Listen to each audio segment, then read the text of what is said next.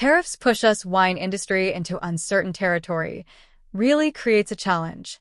Tariffs on imported products are creating widespread challenges for the U.S. wine industry, affecting both imports and domestic production, according to industry representatives. Tariffs are a multi-layered issue, said Dawson Hobbs, Executive Vice President of Government Affairs at the Wine and Spirits Wholesalers of America. The most direct one people think of is the tariffs placed on imported wine. But there are hidden aspects too: tariffs on glass, aluminum cans, labels, even glue that holds boxes together. These universal tariffs affect the entire production process and supply chain. Wholesalers, who buy products from producers or importers and sell them to retailers, also face increased costs. Holding inventory becomes more expensive as carrying costs rise, and those costs either need to be recouped when selling to retailers or absorbed. The on-again, off-again nature of tariff announcements adds another layer of difficulty. The Trump administration first threatened 200% tariffs against European wine imports in the spring, before settling on 15%. At the beginning of the year, there were tariffs threatened, then delayed, then implemented. When products take 60 to 70 days to arrive, it's very difficult to plan when you don't know what the tariff rate will be, Hobbs told Fox. Hobbs warned that rising costs could soon affect consumers more directly. Many companies have tried to absorb the cost, but as we near the end of this year and into the beginning of next year, consumers will start to see the impact on shelf prices, he said.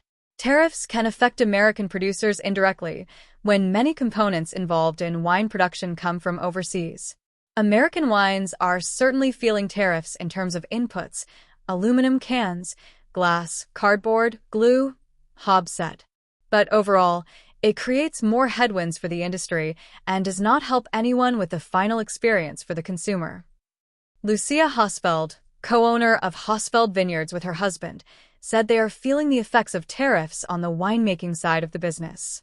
French oak barrels, the glass bottles, the cork. We've also seen consolidation, the labeling of the wine, as well as the selling of the wine.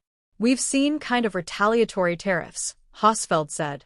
It is often difficult to source some of the needed materials in the United States, she explained. Other times, certain imported materials are necessary for the type of wine they make. Over the last 18 months, costs have risen around 20%, largely due to inflation and labor costs, but tariffs implemented earlier this year have also added to higher operational expenses. Hosfeld said they're working with trade partners to absorb costs and keep prices stable. On the supplier end, our barrel company, they're making concessions, splitting the cost with us, Hosfeld said.